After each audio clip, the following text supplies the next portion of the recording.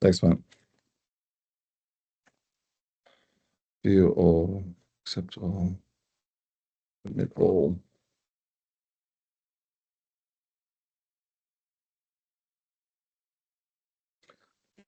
Hi, everyone. It's pleasure just to be here today and talking through, I guess, what the use of the word unprecedented times comes to mind, and I guess that's what we're going back into again these days. Um, I'm going to only take about half an hour of your time today, partly because of the fact that whatever I say in the next half an hour, I'm nearly certain that Trump will find a way to make everything slightly outdated by the end of the entire session. So, as part of that, I guess it's worthwhile to just take some perspective that, as Australians, we do have the benefit of being within the luckiest country really in the world, that we have the security of the US, we have the benefit of, free trade agreements with both the US and some of our biggest trading partners, and we get to enjoy one of the most beautiful countries in the world. And I'm so grateful for the trust of all of you. And Claire and I went across the US about 5 times in the last year for different study trips. I've been across there most recently in January, just as Trump's tariffs were coming in, and just seeing actually probably the excitement from some of the investment managers around what's occurring. And while the news is obviously quite focused on the negatives of what Trump's doing for the world economy, for DEI initiatives, for a lot of different things that people have very different views on, he is doing what he was elected to do, which is to put America first. Now, the transition of that will be uncomfortable, and there'll be times where other countries that perhaps aren't having the same degree of American hegemony that America's had the benefit of claiming to do. But we need to remember that, if we respect democracy, we're going to allow, this process to come through. And, if I considered that previously had Trump been assassinated during that lead up to his, eventual election, we wouldn't have the benefit of perhaps seeing some of his policy ideas go bust. And, certainly we don't endorse here at Capital Focus the idea of a bully being able to run around and force things into different places. But us as investors, though, we need to remember that we still do have a large exposure into America, and that exposure continues to pay well. And that's certainly going to be presented now live. So I'm going to just switch across the presentation just for that sort of side of it, just to talk through. Um, I think the biggest thing that we're going to be going through is to talk through, I guess, perhaps what we've seen before is something that has played out over time. And in this case, what we're going to do is we're going to broadly talk about the fact that Trump is, in our view, probably borrowing from a Nixon style playbook. A lot of our clients are old enough for them to consider and remember, the Nixon style eras of tariffs and war, and perhaps some things that may or may not be so positive, and some of the quotes from Nixon certainly, I'm not a crook, and perhaps even a Watergate scenario. So in this case, I guess it's going to be useful to consider that what's happened in the past probably will continue to happen again.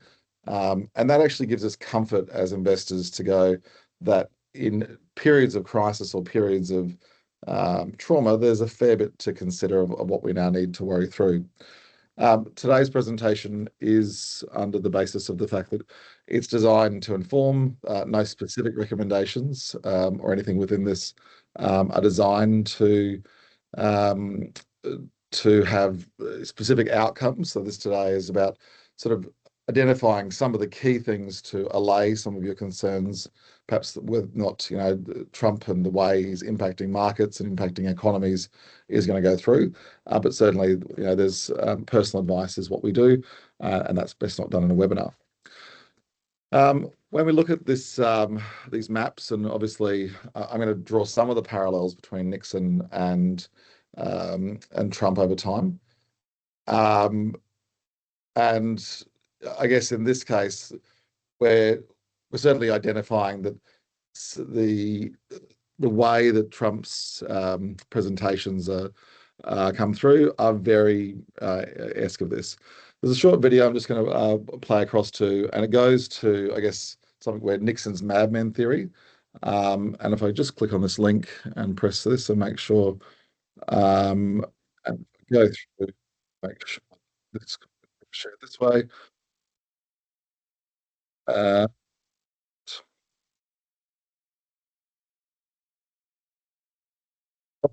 as a link. But effectively, if I take the moment to consider that, during the period when Nixon was first coming into power, he had this concept of he wanted to be considered the madman. He wanted to be considered the person that was and I'm just saying just a couple of technical things coming through. Um, and I'm just switching it back to this and seeing if it's a area from that.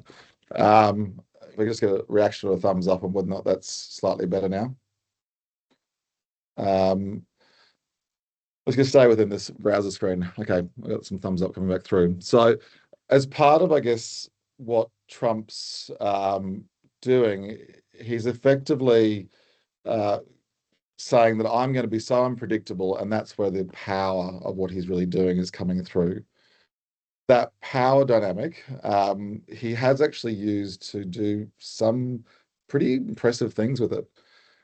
We look at, there's been a few different things, and Modi and India are sort of pretty hard to deal with. But the US has come back and said, look, we're going to push Delhi and we're going to say, look, if you tariff us, and the India has a lot of quite protectionist tariffs on there, then we're going to tariff you back. And Modi and India have bowed down to it. In the case of obviously the Panama Canal, some may not know, but the Panama Canal was just bought by BlackRock last week. And effectively, what's occurred is that Trump has antagonized the situation to the point that Panama said, we're going to sell for $23 billion both ends of the Panama Canal. And as private equity investors, and that's something that we hold exposures through to inside the infrastructure place, that's a pretty useful thing for us to consider going, oh no, so what Trump's doing is he's effectively carving up the world between private equity buddies and equity partners and shareholders. And that's terrible for the world. I get that. But as investors, well, maybe I do want to consider, do I want to be in a monopoly asset of the Panama Canal, which nobody can ever recreate for whatever reason? And maybe I don't mind having a steady income of cargo ships with a 3% indexation and shipping fees. Terrible for consumers, price rises and all that side of it. Shareholder though, I'm kind of okay. And this is where we go, what Trump's sort of doing around Canada and Mexico. He's paused, reinstated, in some cases within a day, he's turned things back around at a tariff level. Now, the headaches of that are horrible because we all look at it going, oh my God, he doesn't know what he's doing. But a whole bunch of the active investment managers that we use for our clients, like Talaria, they're up 7% for the year when MSCI for the calendar year is down 3% because they're trading this increase in volatility. And as the volatility increases, they're just going, okay, well, this is wonderful. We know he's going to walk back on this. We can get aside and get ahead of all these different sides. And investment returns have really actually held up pretty well, all considering. One of the big parts, though, that we do, I guess, have some consensus on is there is an agreement that a lot of the Trump's plans to tackle inflation and cost of living won't work. Tariffs will increase the cost of living. There'll be changes to do that. We have one theory, which is that perhaps what he's trying to do is to control the Fed, that if he can antagonize effectively, Jerome Powell and someone and say, well, look, unemployment's up, business confidence is low, all these things are here, then perhaps what he can do is to be able to drop back and cut have the US basically drop interest rates, which as investors, lower interest rates for equity returns are fantastic. For private equity returns, they're fantastic. And if you owe $34 trillion and you're paying 5% per annum odd, 4% per annum, $1 trillion in interest drops to $800 billion in interest. And that's a big saving every year. He can't control the Fed, but he could break the economy enough to make sure that the Fed has to cut rates to be able to, effectively make it a better investment landscape for everyone else. Eventually, it does transfer a lot more wealth to private corporations. It transfers a lot more wealth to private shareholders. It transfers a lot more wealth to effectively all of our clients. The cost of that is that, there's a return to poverty. There's a return to lack of the feeling of confidence in society, and suddenly employees feel that they're unable to force their employer to be paid more. They're just happy and lucky to be paid and kept in a job. And that feeling is horrible as an end employee or the end unit of the labour unit. But when we look at what Woolworths did in Australia last week, when they said, let's go and cut most of our head office roles, and said, oh, we're just doing some cost out measures. And then you wonder, well, what were those costs out? So they said, well, they were people. Well, where did they go? Well, AI replaced most of them. And to be honest, we just found we could save X $100 million in doing so. Now, those people have families, and they've got mortgages, and they've got lots of different reasons from there. But as a Woolworths shareholder or a Bank of America shareholder, those jobs are directly eating up profits. And we're told the AI revolution is coming, and it's coming in quietly. It's coming in roles that are just sort of quietly being phased out, roles that are no longer being re-advertised. Banking industries that go, could we run the business with half as many staff?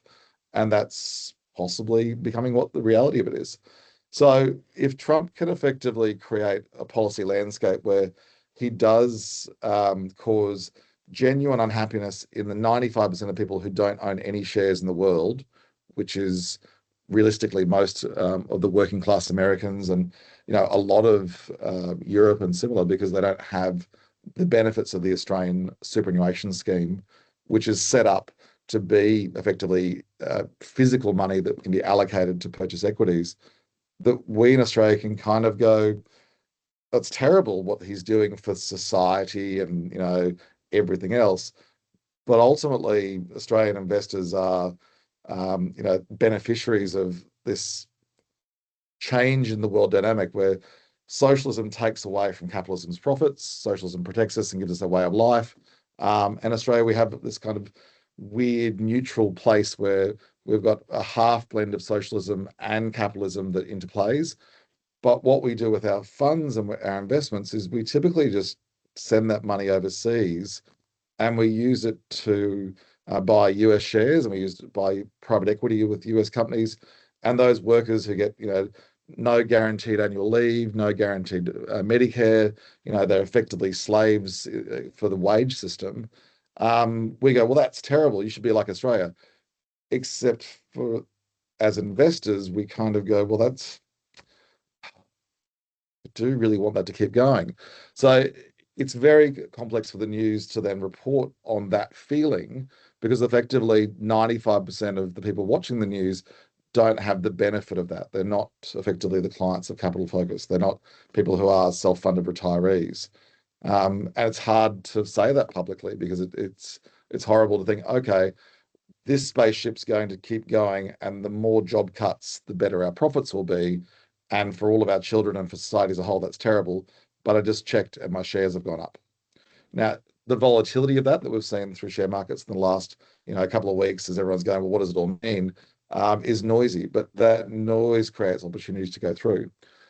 Randomly, and I'm a massive fan of no war, and the economy as a whole, though, has been funded by a massive lead up. The guy on the left there, Amin Papagura, is the CEO of Rheinmetall. Rheinmetall is effectively the German war machine, and it's the anti-aircraft, it's tanks, it's that side of it. And some could argue that one of the things that's really holding up, a struggling European economy at the moment is a rearming, and the fact that they've said, let's grant extraordinarily large amounts of money to go and build new weapon systems to defend against to Russia and similar. And their economy through excess regulation at the moment has really struggled to grow, and that ability to borrow, and Germans are quite strict in their law about what they can borrow to do, they haven't been able to stimulate in the way that the US does in just printing money. But for the sake of national security, wow, we can really start borrowing shitloads of money to effectively take the old Volkswagen, the German war machine making tanks that went to making cars. And now we've gone from making cars back to making tanks again. And as long as we keep putting more and more money into rearming, so if you held shares in Rheinmetall, those shares are up 177% for the year. If we hold shares in Raytheon missile systems, and we've those investments, and randomly, so, quite a few of our clients have got allocations to SpaceX, which is Elon Musk's company through Pengana's private equity one group and similar.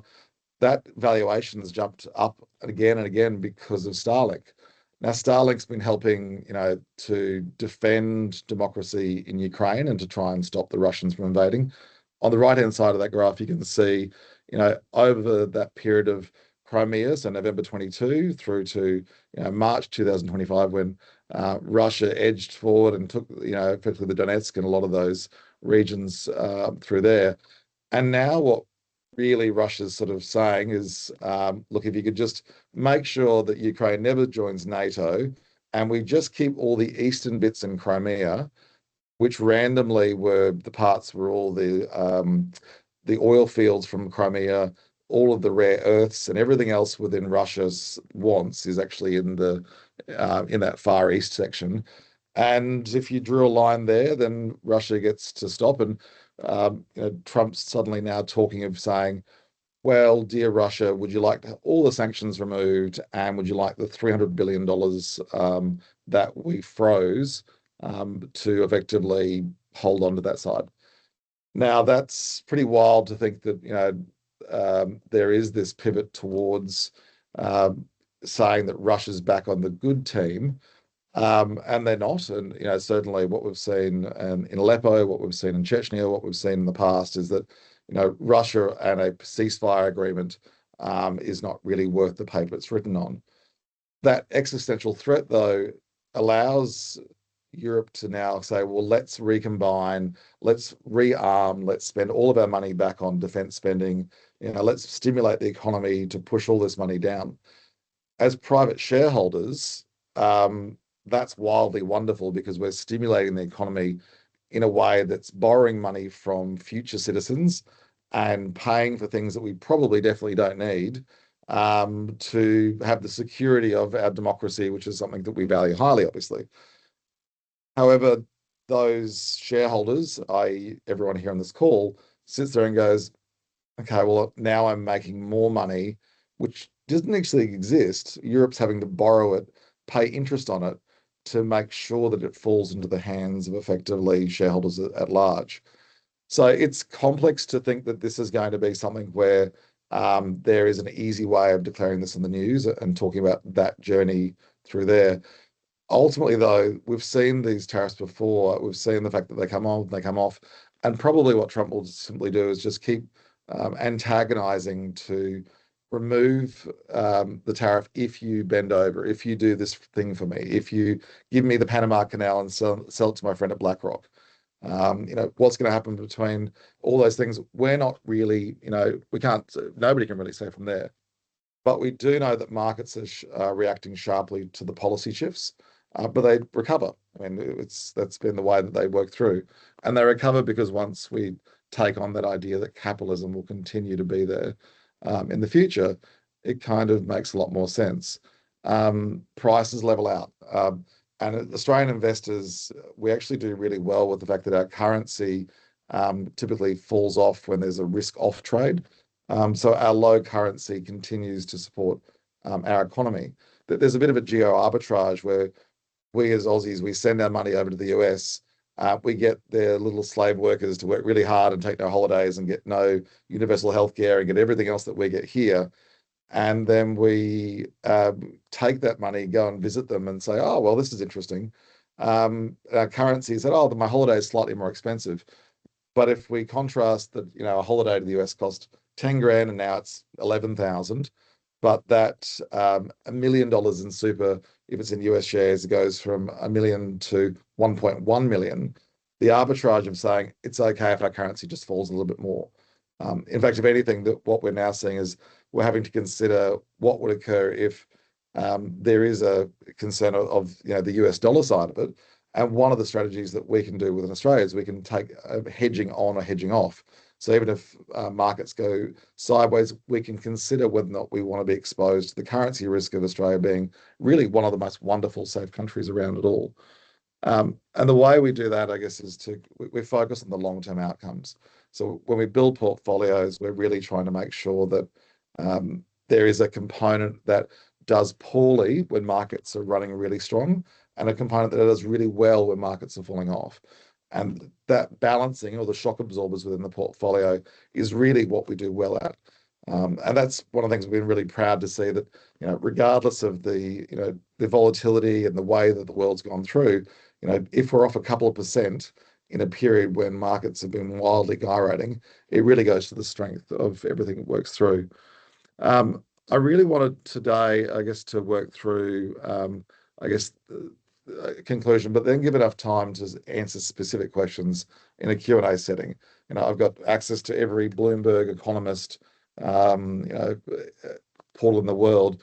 And I'd love to hear, I guess, what your concerns are, because there is so much content out there, but we're here with you through this journey. This is not something that we've not seen before. We've been through COVID together with the clients on this call. I've seen the GFC with a lot of you. I've seen through that entire period, and during all of those periods, volatility does create the opportunities. And that's one of the things that our active managers that we've been talking to throughout this period, they are excited about the opportunities because some things are now coming down to prices that haven't been there for a while. So there is a little button for Q&A within the team session where you can go and sort of type back through. And I guess just if there's raising your hand, or if you want to sort of say, hey, a specific query about this, then I'd love to hear that. And ultimately from here also some time afterwards, if you go, thanks for the presentation, Michael. I'd love to see some more links or research regards this. Then I'm here for that part of it as well. This is a personal journey and this is personal financial advice.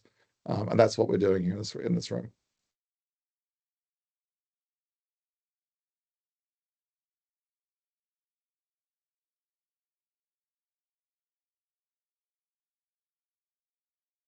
Well, with that, what I'll do is I'll send out a copy of this slide pack from there. There's some additional links and some videos. The particular one that would be fascinating to watch is the Economist version on Madman. So I've got a bit of a pack to read on later. I really wanted to keep this just as a check-in to say, we are here for you throughout this journey. There is so much noise out there at the moment. I tried to build a Gantt chart of Trump's changes. Those Gantt charts say, showed every time we turn things on and off. Sometimes as little as a day between when you turn them off. A lot of that information is just noise, and it's good for the news subscriptions. But for us, we're confident as ever that over the long term, there will still be a transfer of wealth from governments effectively to corporations. That's going to continue to play through, and particularly what we're going to see is that journey where over the long term, there are only a few scarce things in the world. And it's some of those really scarce things that we can consider is that there's gold, and gold is one of those allocations that within our Australian equities position, we actually have Newmont and a whole bunch of other gold mines coming through. Now, as part of, I guess, the sense of understanding how gold sort of positively impacts the Australian economy, there is a sense that if the world keeps printing lots more money, which is what they're sort of implying that's occurring in the background, there is a big part of it that we again win from that side. Australia has some of the world's best lowest cost gold mining operations going around. And those gold mines are really wonderful. And we've seen that. So you've got huge allocations in the background between the way that Newmont has that allocations, and there is a run to gold. So that effectively our preferred way of holding gold at present is to own the gold miners themselves. That way we get a dividend out of it, which we don't typically get a yield out of that. Um, Karen asked a really good question about Hoover, and in 1930, there was tariffs that were brought in, and I don't like to use the word 1930s and 1929s as part of a normal conversation. It was designed to protect the US industry. There's a lot of parallels to how that would be considered around what that occurred. Um, One of the dangers of that time of, I guess, the economy was there were effectively it was to boost jobs and punish that side. And I think perhaps Hoover was not as much an outright um, capitalist thug that Trump is. Like he actually did it probably because he thought that would work. Trump's just doing it for the sake of becoming a czar, becoming somebody who's America first. He doesn't really have, and if you go back through the history of Trump's politics, he swung from left to right to Democrat to Republican. He doesn't really have a particular view. He just wants to be popular. He's a populist, and I don't think that a lot of these changes with the tariffs are really do anything other than just to determine that American hegemony. What I think has been a bit of an outcome, though, is, and I'm an anti-war person, even though obviously it's good for the economy in terms of defense spending, is that there is a consideration that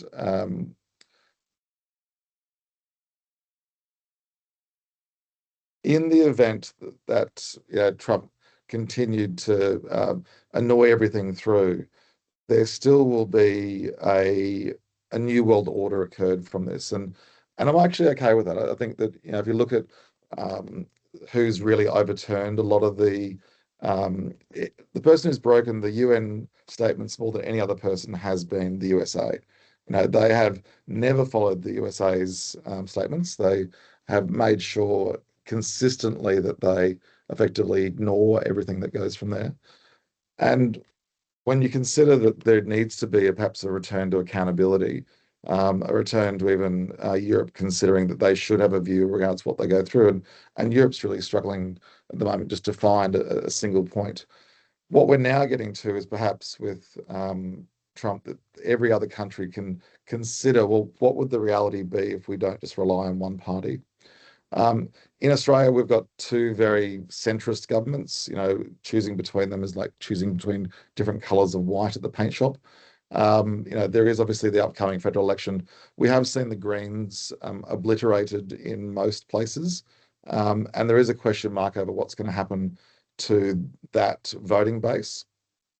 Um, in that voting base, there is I guess, a bit of a question over um, what would occur if those Green supporters left the Greens. And what we haven't seen, including in the WA election, is that Greens support hasn't transferred into Labor support. It's either gone to the Teals and it's gone out, which currently the betting odds on Sportsbet for the upcoming federal election is it looks as though that effectively the coalition of the Greens and Labor will fall apart without the Greens there. And that it'll be more of a sort of I guess, almost a hung parliament from there. Whether or not Dutton's got the character or some of the popularity to get back through may not be the point. It'll be whether or not effectively Albanese, who decides at various times to back probably more of a Greens thing to try and be more centrist in there and what he wants to do in that. Um, After Claire and I came back from Italy, I went to see a friend of mine in Israel, and I was there just for I guess solidarity for one of his daughter's friends was one of the hostages. And on the way through, I was talking to an investment manager there around the Middle East, around what's sort of occurring inside of that pool. Um, it was a pretty emotional visit. It was just at the end of the war. I was there for the first day of the ceasefire inside Israel. And as part of it, I was attached to a Singaporean delegation that went down to Gaza. And I was there on the first day at the checkpoint when everything was sort of going through. There was drones around the sky, and it was quite surreal to be there. I was protected by an Israeli Defense Force team, and I was at the end of the Singaporean government. They were there because they want to buy the missile systems that effectively power the Iron Dome. And as part of that process, there is a consideration of what falls apart in the Middle East. If I go back to the Trump madman theory, though, it does go to this theory that Trump's madman theory does have Iran and similar, quite fearful over, how much, it's like a McKinley style of president where there is a colonialism of, I'll take it.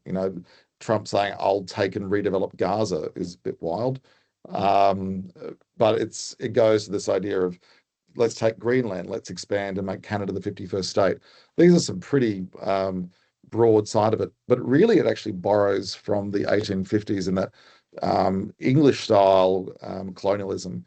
And this is why when the history matters a lot is that what Trump's really doing is saying, well, what did everyone else do? What did Nixon do? What did McKinley do? What did the English do? Why did they get to take places and why can't I do these things? So it is going to be a time where geopolitics is high. And what's going to happen in the background is you are going to find a lot of the opportunities that fall out of this will be suddenly, because of the fact that everyone has to go and duplicate and rebuild new facilities and create this side, and governments are willing to support that through funding to do it. It is going to create, I guess, a bit of a different change. Um, Australia and China's relationship, if anything, Leanne, is going to probably form back closer together.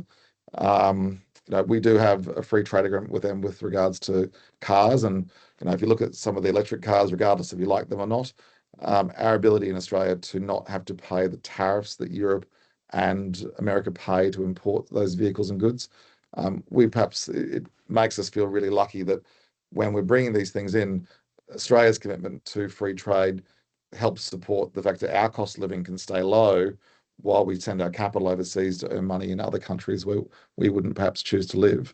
It is definitely a tax on Americans and the way that they do it. And the Americans are excited for it because they've got this sense of, well, we'll bring everything back home again. If anything, though, China's soft power and USAID, and there's many criticisms over some of the silly little things that we're doing on the fringes. Um, America walking away from USAID and the soft power that it granted them to say, well, how about we drop off billions of dollars worth of AIDS drugs? How about we fix water wells? How about we fix some key infrastructure? But when it comes to, an oil agreement or a deed of this, wouldn't you rather do a deal with us versus China? And you'd go, yeah, probably. Um, but now there's that soft power. It is, I'd say, a bit of a failure to consider what that's very small amount of money in the global scheme of the US has been able to buy them over the years in terms of access and privileges, and to not have a program with that. About 2 weeks ago, the UK decided to take 40% of their foreign aid and put that back into defence spending as well. And again, it goes to whether or not some of those things are being done for the benefit of stimulating their economy in a way that's more populist to keep elected versus anything else. And that's a bit of a thing to consider from that. Uh, Australia and China really, we are each other's biggest trading partner. I was in Beijing last October on a trade conference to go over to see Xi Jinping. Wasn't able to meet him at that point because he moved to a defence meeting from that side, but it was to do with exactly that Australia and China have sort of found each other on the similar side. Australia now is saying we also need to buy a whole bunch of new warships because ultimately we need to be guarding against our biggest trade partner. So these are crazy times to live in. But when we go back to, I guess, the principle over us as not the world's sort of policeman, but just an investor saying, okay, so what's going to happen at the end of it? Well, the world's going to borrow a shitload of money.